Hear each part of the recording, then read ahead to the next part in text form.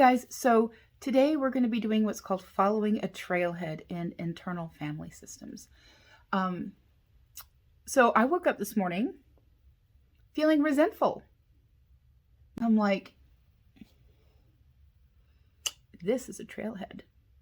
I can follow this, figure out where it takes me. This is a lot longer than I can put on TikTok. But I kind of wanted to share the steps of this. Now, if I am alone and I do this, I think out loud a lot. If I'm around people, I keep it in here, you know. But with you guys, I'm going to think out loud as much as I can. I'm a therapist, and I'm going to be doing things that therapists usually tell people not to do. But they work for me. I'm going to be incorporating some EMDR. I'm going to be incorporating some aromatherapy. I'm back. So this is it's backwards. Sorry, I don't have a regular camera. So it's Bountiful by Butterfly Express. I really love it. Love the company.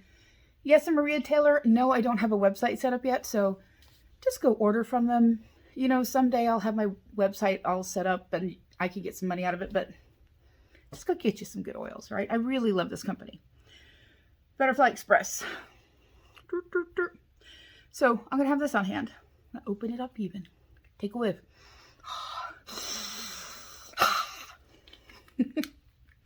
All right. So this is one of my avoidance tactics. I get really silly. So there's a part of me that's feeling really silly. And a little bit embarrassed, honestly, to share this. I'm dealing with some resentment, and I've noticed for the last couple of weeks, it's been really hard to get myself to do any kind of meditation. I'm dragging my feet doing IFS, yoga, anything that really involves being in or with my body. So that's another trailhead. But this resentment was really strong, so I'm going to focus on that. So it's really important to be in self, which means that, how would I describe that? Being at that place where you're calm and curious and compassionate and connected, right? So I have feelings about this resentful part. I'm like, what are you doing here? Right?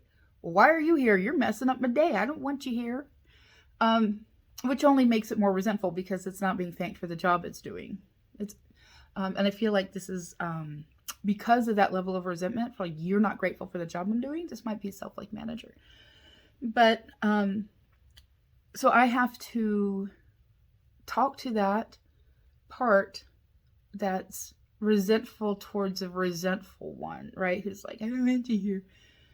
So something that helps me is doing a little bit of Kundalini yoga. I'm not going to do a full Kriya here. I'm just going to do the opening, take some deep breaths, and kind of get into that headspace where I can be calm and connected and compassionate and curious. So.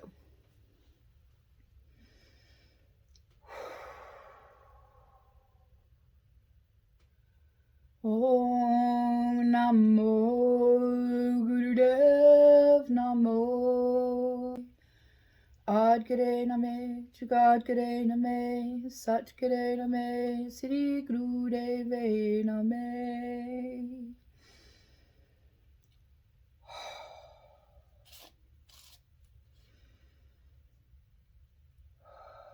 So when I breathe in, I'm thinking Sat. I'm breathing out Nam. And while I've been doing this, I've been having little thoughts come up. Like, how's this going to look to other people? So I heard that thought. I told it, thank you. I'm going to ask you to step back and observe. So as thoughts come up, we can tell them, thank you. Thank you. I hear you. I need some space. I need you to step back for just a minute. And I give them the option to observe if they want, or they can go to a little room in my mind where they don't have to observe, they don't have to feel anything. They're welcome to do that, whatever they want, but I need this space, right? I need to be able to be me, if that makes sense.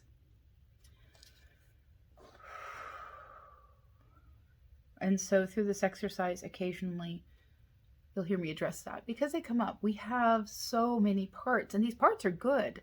Every part is good. They just might not know the best way to be hopeful, right? It's kind of like, imagine if you're trying to load the dishwasher and you have a young child trying to help you by unloading the dishwasher, right? Not extremely helpful, but their intention is very good. So, when I have a self-conscious part coming up because I've had some dental problems due to Ehlers-Danlos syndrome, and I'm very self-conscious about that. So I'm going to tell that part, thank you for being aware. I need you to step back just a little. Thanks. And before, I was feeling all sorts of feelings about this resentful part. But in this moment, I'm feeling very curious. And I'm about like, well, why are you feeling resentful? You know, what's going on? And curious, like, well, who are you? And what job have you been doing for me? And is there an exile associated with this? So I'm going to do some thinking out loud, and I write at the same time. Unfortunately, because I only have my phone, I can't have a camera angle on what I'm writing, but you will see that I am writing. And occasionally, you know, I'll share it with you. One of the things I do is I give each, whenever I interact with directly like this with a part, especially if it's a manager, I ask it, do you have a name? And some people might think this is weird, and that's okay, right? This might be very new for some people. Like, why are you naming this part of you? I like it to give me a name so it becomes more personable, and I'm treating them as I would a human. Humanizing the parts of ourselves helps us humanize ourself, that self with a capital S.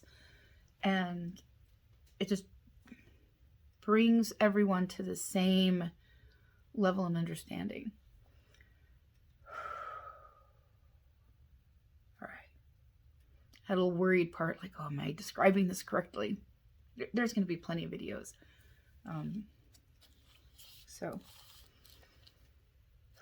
self-conscious part again. Just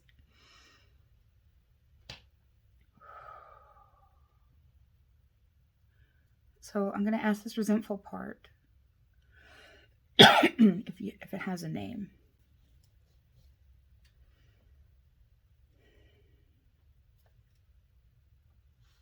And what I'm getting now are just feelings and some pictures rather than words. So I'm just waiting. Okay, I feel you in my jaw, that tick, the Tourette's tick. So you live in my jaw. I'm writing that down. And the jaw tick, okay.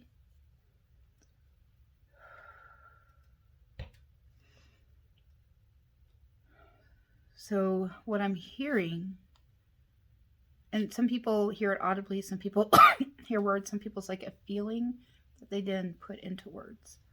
I'm not very self-aware. And she, Matilda, is carrying the burden of my awareness.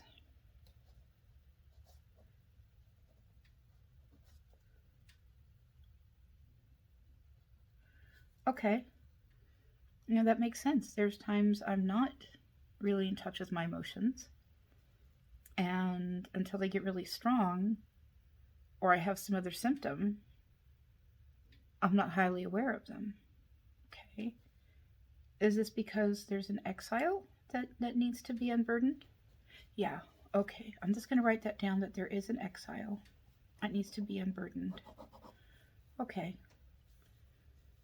No, it's okay. We're not going to let the exile out right now. I want to talk to you. So are you protecting me from the exile, or are you protecting the exile from me? Protecting me from the exile. Okay. I'll write that down. Me from exile. So exile needs to be disconnected. Is that right? Yeah. Yeah. So this is the exile is the one who wants to dissociate, and you are keeping me from dissociating. Oh, that's a big job. That's a really big job. Prevents dissociation. So you've been really close to me for a very long time. She's like, yes. Okay. Oh.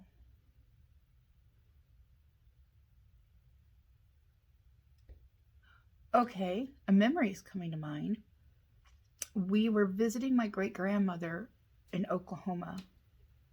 I don't remember how old I was, but we were going to a park and I wanted to go home. And I didn't tell anyone I was leaving the park to go back to great grandma's house. And so I did. And people have been looking for me and I didn't know. I knew I was safe. So I was young enough to not have the awareness that I need to tell someone where I'm at. And I remember my dad punished me in front of great grandma. He spanked me because that's the only discipline he knew how to give besides what his parents gave him, which was worse. Excuse me. And I remember I dissociated from that because I did not want to cry in front of my great grandma. And my dad even commented, oh, that didn't seem to have an effect on you. Is it because you don't want to cry in front of great grandma? I'm like, yeah, I don't want to cry in front of her. This is embarrassing. It was absolutely humiliating.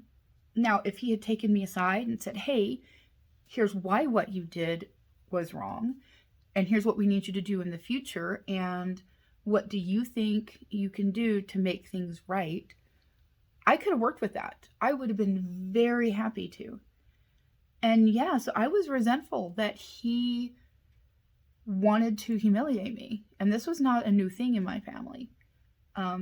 If there was a child going to be humiliated, it was going to be me. And that might sound very self-pitying, but the scapegoat was my role in the family. And I know my siblings got humiliated too. But you know, if there was a choice between humiliating one and humiliating another and humiliating me, yeah. And so that's where this resentment started. And this exile said, I can't be here. I have to dissociate. And so without this manager, or a self-like manager stepping up, how far would I have dissociated from the world? You know, I'd already been through huge amounts of trauma. So, and when I think about this, I'm having some aha moments. You know, have you ever like done a Rubik's Cube or puzzle and that last piece fits, it just clicks into place and you know that something's right? I just, you know, and I get a sense of peace and calm when I hit on something. I'm like, oh, this is what it is. So I have that memory with great grandma, and that part of me that wanted to completely dissociate. It's like, this was just too much. It's one thing to humiliate me at home. It's another in front of my great grandma, who I just absolutely adored. Because I know she loved me. And she showed it in a gentle manner. She was never harsh. She was always kind. And that's something I needed in my life. And I felt like being humiliated in front of her would or could change the way she felt about me. And I wouldn't have that anymore. So Matilda came in and said, I'm going to make sure you don't dissociate. I'm going to give you big feeling symptoms. So, Matilda, what are some of the tools that you used? I'm going to tune into that. Big resentment. Big anger. Okay. That makes sense, because sometimes I'll get really angry over something that doesn't really matter. And I'm like, where's that coming from? Like, I know that this is out of proportion for what's going on. And part of that is Matilda, right? Or saying you have anger inside that needs to come out. So I'm going to use this opportunity to give you a big anger so you can be aware. Okay, the Coca-Cola cravings. Now, I love a Coca-Cola just as much as anybody else, but there's times like that's all I want. And I finally clued in that that means there's something emotional going on. But because I'm not aware, okay, and this ties into some IFS I did for myself yesterday, which had a lot to do with being in touch with my body, you know, just being more present in my body. That wasn't the focus. My notes around here somewhere. Where did I start yesterday? Oh, some of the eating disorder stuff. That'll be a different video. But not feeling safe in my body. And then the resentment came up this morning, and I felt like this manager is feeling resentful because I bypassed them. I didn't include them. I didn't know to include them. So this happens in IFS sometimes. We address one thing and we think that we've addressed all the protectors and all the firefighters, all the managers having to do with the exile or whatever. And we haven't. And another one will pop up. So I had this big resentment. Like, I dreamt about something and I woke up feeling resentful over what happened in the dream. So trailhead time, right? Definitely time to look into this. So that's a huge burden to carry, you know, for a self-like manager. So how old, Matilda, do you think or feel I am? About 7-ish? Okay. So normally I would do this in my mind, but I'm doing it out loud for the video. So Matilda, I'm gonna give you some information that you don't have, especially since part of you is stuck at 7 or thinking that I'm 7, which is probably close to the age that this happened. I am almost 52. I know, right? A lot of time has gone by. And I live alone. I have adult money. I have adult power. I have a daughter. I've got a grandson. I can totally determine my own destiny now.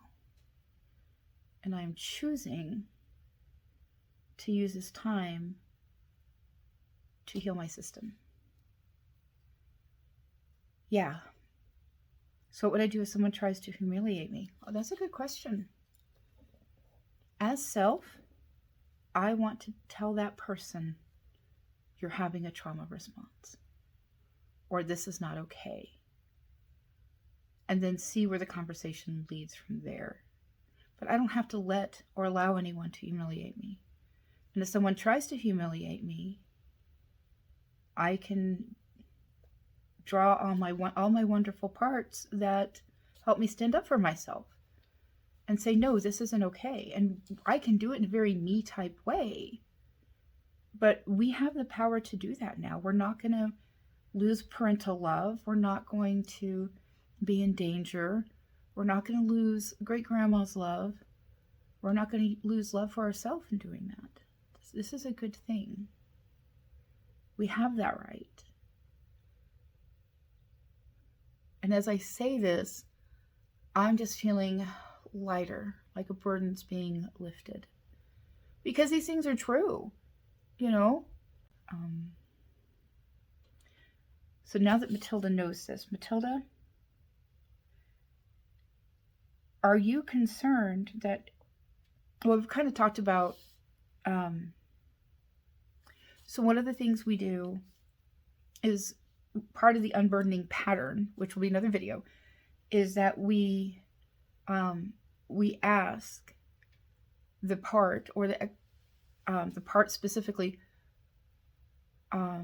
what are you afraid would happen if you weren't doing your job?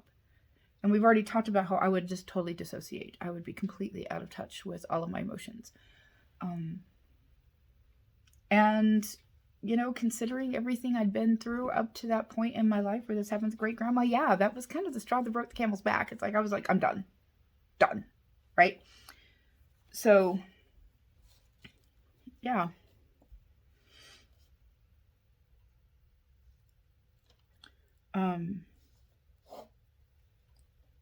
So Matilda, if we the system, self, me and Jesus, can unburden this exile and set it free. If that's possible, what job would you rather do? She's thinking about it, because that's a big decision. If you're not, she's been doing this for 40 something years. It's a big career change. It can take a minute. Do you need time to think about it? No, she wants me to hear now. Okay. And part of me is concerned about the time this is taking on the video, so I'm going to ask that part. Tell thank you. Ask it to step back and observe, and, it's okay. That's what editing is for.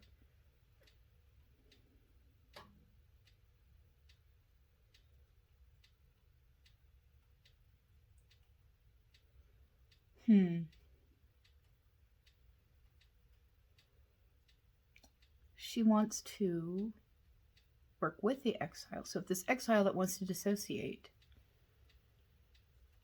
wants to reintegrate, she wants to partner with it.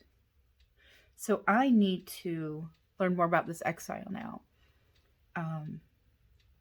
so that I know what part of my personality that exile is, what's going to be reintegrated, so I can know what Matilda wants to do. Because she knows what she wants to do. She knows about this exile. But she's done a great job of hiding this exile from me. And doing a job for me that I need to do for myself, honestly. So I'm going to ask Matilda to step aside just a little. Just enough for the exile to come forth. And this exile is a scared little girl. And her age kind of fluctuates. So this exile is like a conglomeration of humiliation. She represents how self feels when humiliation occurs. Okay. But she tops out at this event, which is about 7-ish. So I want to take a moment and tell the exile what I told the manager.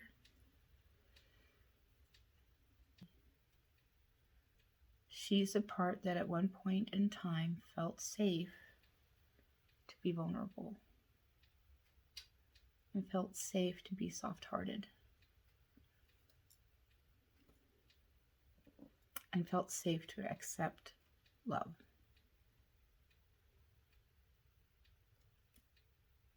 And those aspects have been humiliated and invalidated over and over and over again.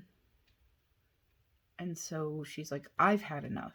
Other parts can take on that humiliation and invalidation. I'm done. I'm done.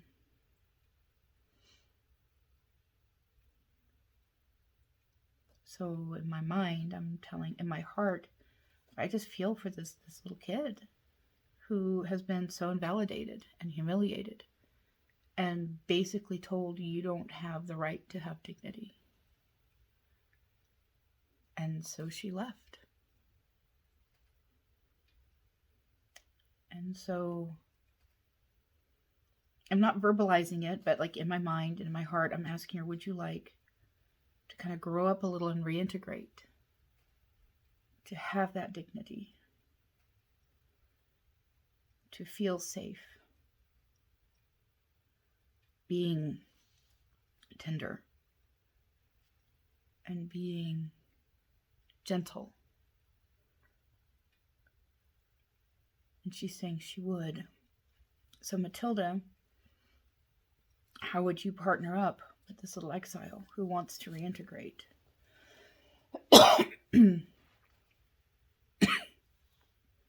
Okay, liaison is a word that came to mind. She wants to be liaison between self and this dignified yet very gentle, vulnerable, open part that wants me to function from a place of self more often, more fully. and to feel safe and validated doing that. Tilda, I like that idea. I do. And so, what are some of the thought patterns associated with the exiling and the old? You know, you having to carry the burden of awareness. So I'm going to write down old thought patterns. And I'm going to hold this up for you. It'll be backwards, but, you know. And we're going to do stress level.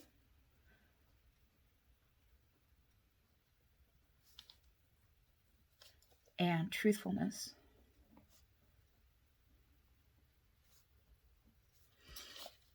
So, and we already know that she's, especially in this part of the jaw and ear, is where she's been hiding out,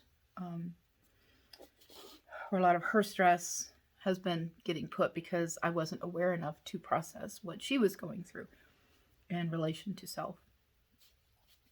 So one of the things with EMDR is you check in, right? You have the old, you know, where is your stress level in regard to these thought patterns or an event, and how true do these things feel? Even if our logical brain knows that these things aren't accurate, how true do they feel, right? So some of the old thought patterns are, I deserve to be humiliated.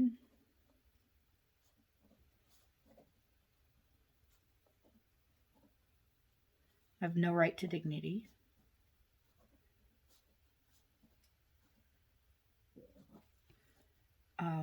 Big emotions are the only way to be aware.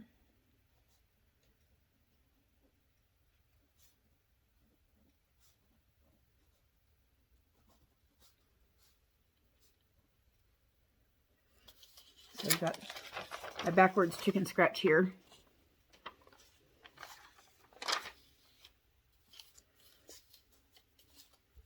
Okay. And there's something else.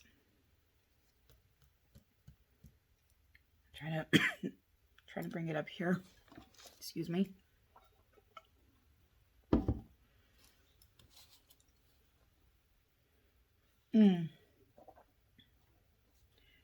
Anger is the only tool. I put anger family because anger, resentment, those types of things. Anger is the only tool I have to stay aware and associated. I don't know if that's a real term, but I figure it's the opposite of dissociate. Okay. So overall, if I take all these thoughts into one and that experience is put it all like into one big basket, you know, my stress in regards to that basket full of stuff, the exiling, the event, feelings about my dad, the family patterns, all of this in one basket, that stress level is pretty high. That's out of 10, right? My stress level, right, is out of 10. I went ahead and circled that. And it still feels really true. Even though I've worked it out, it's still in there. You know, it hasn't processed all the way through. And so it's like a 6. It's not all the way true. It's come down a bit since thinking it out loud. So what are the new thought patterns that, you know, have come up as I've talked to the exile and the self-like manager? So the new thought pattern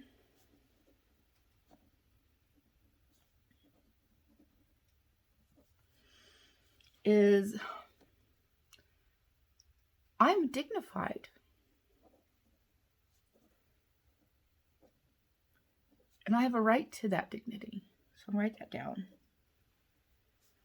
And one of the reasons I write all this down is so I can keep it in a journal. Because there are times when I'm like, what was that, manager?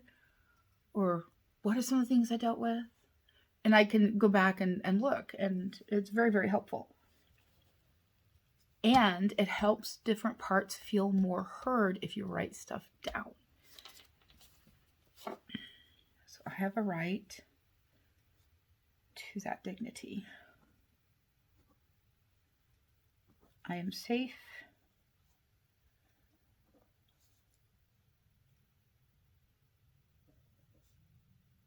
To be vulnerable, gentle, open,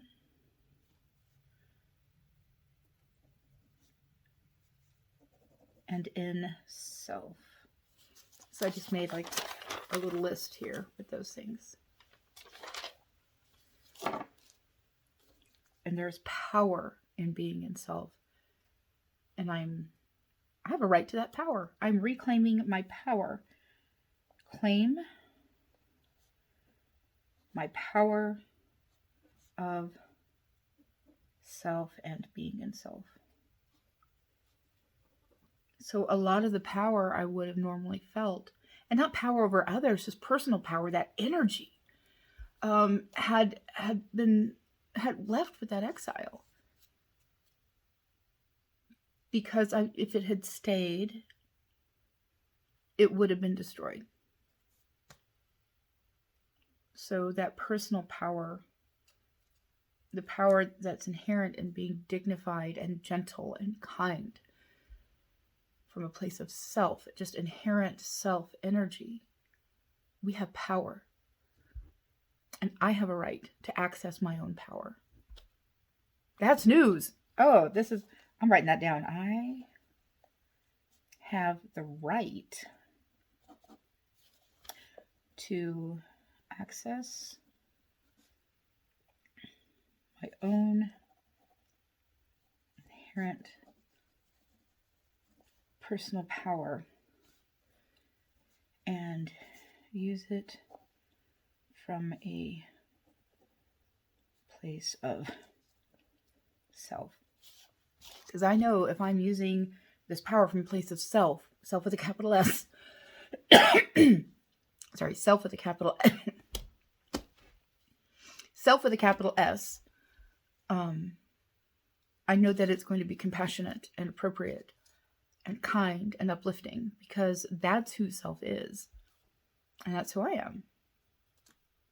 Okay, so what's the truthfulness of this?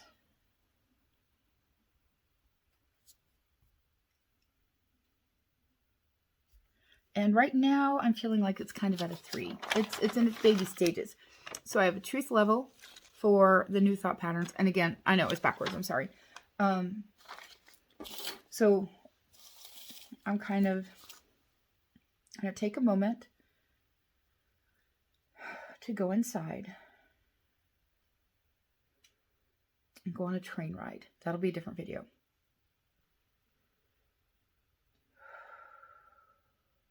So I'm inviting this exile and the self-like manager and all the other managers and protectors associated with this to get on the train. And I love Jesus. I adore Jesus. Oh my gosh, he's my best friend. So I invite him to come along. And some of these are legacy burdens, so I invite the ancestors who want to heal from this to also come on this proverbial train, this metaphorical train.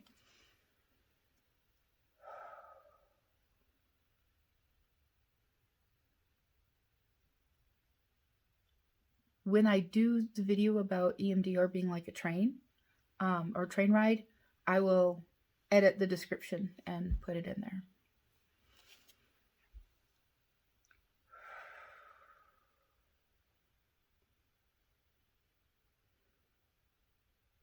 So if you are watching this before I do that video, turn on, subscribe and turn on notifications, and you will be notified when it comes out.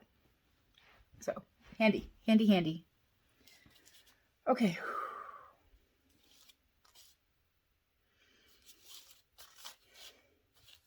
So inviting them all on this train and making sure everyone's ready. Now, there were some parts we're going to address where it was difficult for me to get myself to do meditation and yoga and these things. And I thought it's because I was having trouble, like it was somatic therapy, right? Trouble being in my body. And I'm learning that's not it. These are associated with this exile because they're trying to protect me from being too vulnerable and going into that power before I was ready and bypassing this manager and this exile. And I'm getting a collective yes from all these parts. And so I'm inviting them to come and also be unburdened.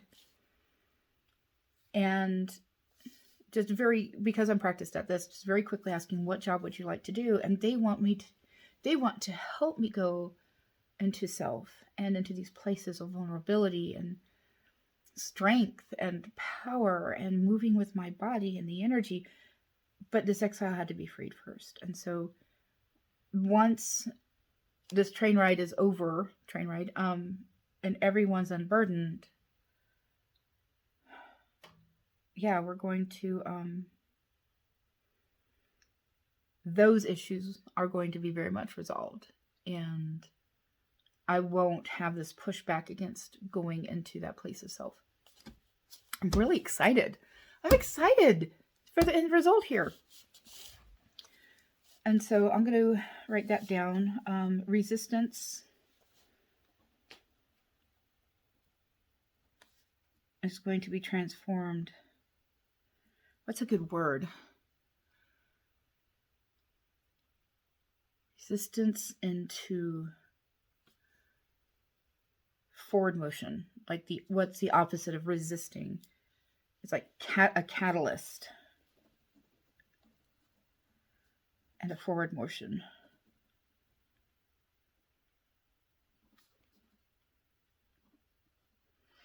And, pop it in the comments if you can think of a better way to say that. Because this came to me like a picture and a feeling. Where there was like trying to move forward and there were breaks and just a lot of friction. And instead of that, like uphill with the brakes on, trying to force an engine like uphill, with brakes on, it's like the brakes are off and there's something pushing it, and so there's now I'm expecting, my hypothesis is I'm expecting now to feel a push towards going into the meditations I love and the yoga and into those spaces. I'm going to feel a push. And then when I follow that in self, working from a place of self, is going to be like engaging the engine. Not only do you have something pushing it, you've got an internal combustion engine, like a V8, right? Engine, 4-wheel drive, moving forward with the assistance of things pushing, and just wow. I'm excited. We're going to have to see if this is if this hypothesis works out. All right, so enough for thinking in pictures and delaying the train ride.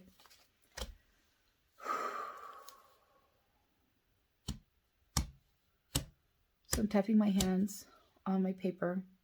This gives me, sometimes I'll do this on my knees, on my thighs, on my lap, because it's giving me binaural stimulation, the sound, plus the tactile feeling, and that doubles when I do this on my lap. But I'm going to do it here, and then I move my eyes in tandem with it.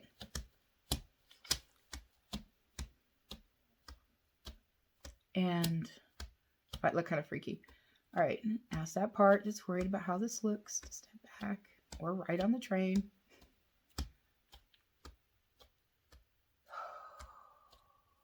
Thinking about Oklahoma, being with my great grandma. And I'm just going to let things float through my mind. I have in mind that big basket of the event, the pattern in my family, And for me, when I suddenly need to sigh or I can't keep up the the coordination, I know it's time to get off on a train stop. Pause. That's a lot to have on a train. It really is. I need to drink of water.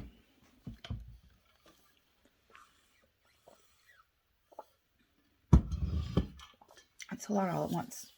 And other parts just need to breathe. And this is where aromatherapy comes in. Oh, that was very restorative. Okay. My stress regarding these things is still at a 10. The truthfulness is like at a 5. So I want to cross out the 6 and circle the 5. I want to let that go.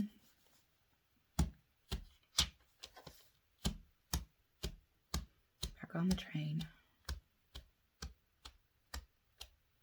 Just letting these thoughts grow older. They were stuck at 7. 10. 14. And these are just age numbers that are coming to mind as I do this. They're growing up and maturing. This is the first time this has happened.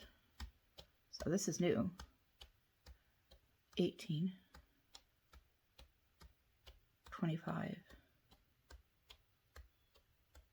It's interesting as I say these ages, like I see myself or I feel myself at those ages. 30.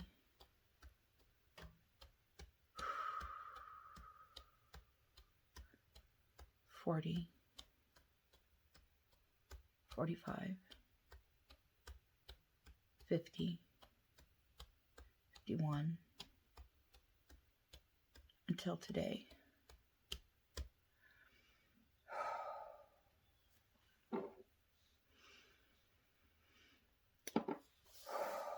So my stress now is down to, what number would I put that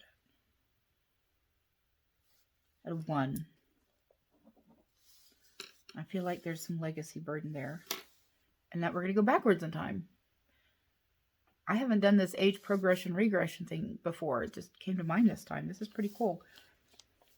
I will use this again in the future. So as far as truthfulness, that's also down to a 1. So I'm going to circle the 1. Okay. So there's a lot of legacy burdens in my family where humiliation, invalidation, belittling of emotions, don't be emotional, don't have emotions, has been a theme. Okay, so we're going to get back on the train. It's interesting. The train is going to be moving forward, but I'm going to be regressing in age and time. Wrap my head around this for a second.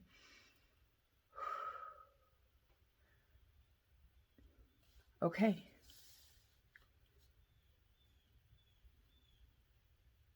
Reminds me of the song, time keeps on slipping, slipping, slipping into the future. Okay, sorry.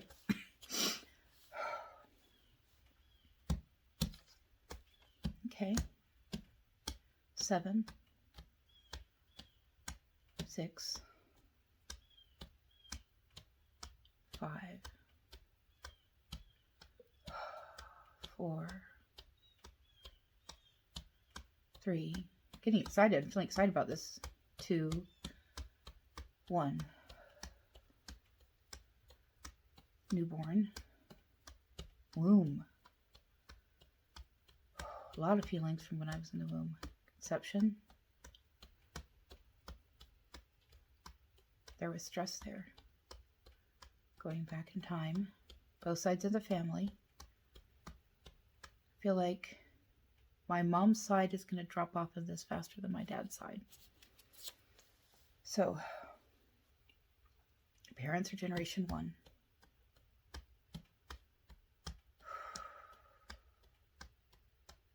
2. 3. 4. 5. My mom's side is dropping off 5 generations back. 6 on my dad's side. 7 generations, 8 generations, 9, 10, 20 generations back, 40 generations back, 80 generations back, 85. I feel like that's kind of where this pattern started, 85 generations ago. Now, I'm feeling like I should say, you notice that my parents were in there. I cannot heal for my parents, but I can heal what I got from my parents. I can let go what I've gotten from all these generations. And I can put the energy out there, so to speak, that when my parents are ready to heal, that it's going to be easier for them because I've healed their entanglement with me, and those consequences that I have felt because of their mental illness will be lessened, and that will make it easier for them. I don't know if that makes sense to anybody else. And I believe that ancestors are with us when we heal, and they learn from us as we heal, that they have that option to observe and learn. And, so their healing comes forward to us, and our healing can go backwards to them, because time is not linear to God. It's all one and the same, which makes my brain fry a little bit. But I tend to feel very close to my ancestors when I do these things. And I also tend to ask that this self energy, this healing, this release be extended to everyone I have entanglement with. That it's there and available for them when they're ready for it and they want it. It's not forced on them, but it's there and ready. So when they are ready to heal, it kind of gives them that little jump, that little head start, like something for them can heal more quickly than they thought it would. So I have some more of this. And my stress about that basket of old feelings, it's like 0. It's like it's in a negative numbers. Like I feel free. The truth of it is at 0. So I'm writing that down. And with the new thinking pattern, truth level, I feel like it's at a 4. It's not at the 7 yet. So what I'm doing is I'm inviting these new thoughts, the patterns, the truth, the real truth, not perceived truth, but the actual truth, to come on board this train and to start integrating with me and the ancestors, and to be available for my parents and siblings when they're ready for it. That this will just be waiting for them, when they're ready. So back on the train, moving forward again. Think about I have the right to dignity, to be dignified. I need to define that. Not stuffy, not formal, not arrogant or condescending in a negative form of condescending. But that I have dignity rather than being humiliated. Okay? Felt like that definition was necessary. Because the word dignified can mean different things to different people. And in self. Feeling it in my jaw. So I'm giving my muscles, connective tissues, bones, bone marrow, everything associated with that, permission to let that go. We don't have to hold on to the old thoughts anymore. And to absorb this new truth. Or let it well up again. Like the truthfulness is at a 6, and my body's wanting some of this again. Okay.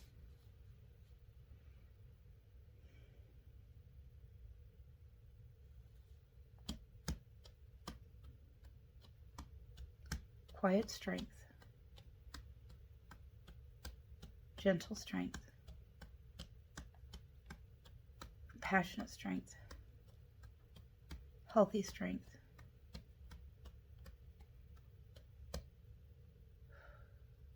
A complete compassion. compassion for myself and others, and boundaries. Healthy boundaries is a form of self-compassion. And I add that in. Momentum, that's one of the words I was looking for. Resistance transforms into momentum.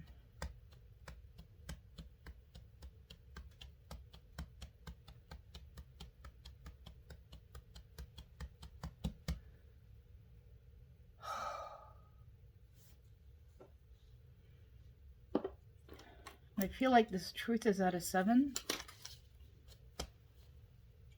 but also that it has to percolate. Have you ever tried to water dry soil? And the water kind of sits on top.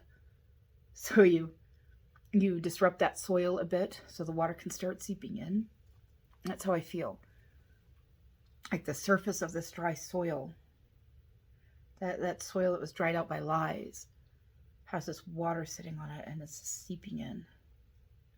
And it's going to take my body and brain, my nervous system, overall time to kind of absorb it and really integrate this. So I'm going to be taking a few days to pay attention to how this is different, how I'm different, how I feel different.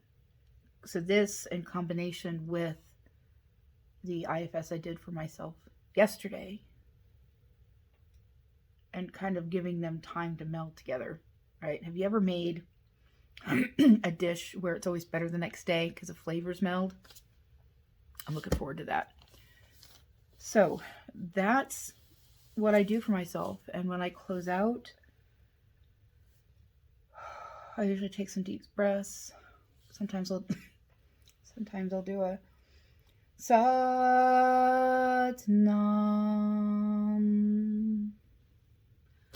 Sometimes I don't feel the need to do any of that. Today, I just feel like I need to be still for a little bit. So I'm going to do that off video because that's not very interesting to watch. But that part of me is reminding me, this picture of Jesus over here is called Yahweh. It's by an artist named Steve Gamba, Gamba. You can get it from fineartamerica.com. So I adore it. He's smiling, the colors, the energy. I just love it. So hopefully this has been helpful. I'm going to try and truncate this down into 1-minute video for TikTok. We'll see. But yeah, that's what I do for myself, how I incorporate some aspects of EMDR, the IFS, and, some aromatherapy. All right. But remember, I'm not a therapist. These are just things I do for myself. If you wish to emulate what I'm doing, do so at your own risk. Make sure you talk to your parts. Make sure you're in self as much as possible. And, if you get on that train and you start doing the EMDR type thing and you feel resistance, it's okay to stop. It's okay to take a deep breath and kind of sit with those parts that are having trouble with it and saying, you know what? We're going to pick this up again tomorrow or next week or whatever. But we will accept what healing has come. And we're going to steep in that for a while and find out what other parts or exiles might be feeling like they're getting bypassed or, left behind, or weren't consulted. And so you can take your time with this. I've been doing this for a while, so I've kind of been building up those healing muscles, I guess, so to speak. But you can take your time. You have the right to take your time. You have the right to have this go very quickly. You have the right for this to go slowly. You have every right to look at an issue or a thought pattern and deal with only one part of that a week. That's your right. And the important part is being on the journey to healing. And it's worth it. It is work. I face uncomfortable things. I've remembered some things I would rather have not had to remember. Things I wish had never happened. Shouldn't have happened.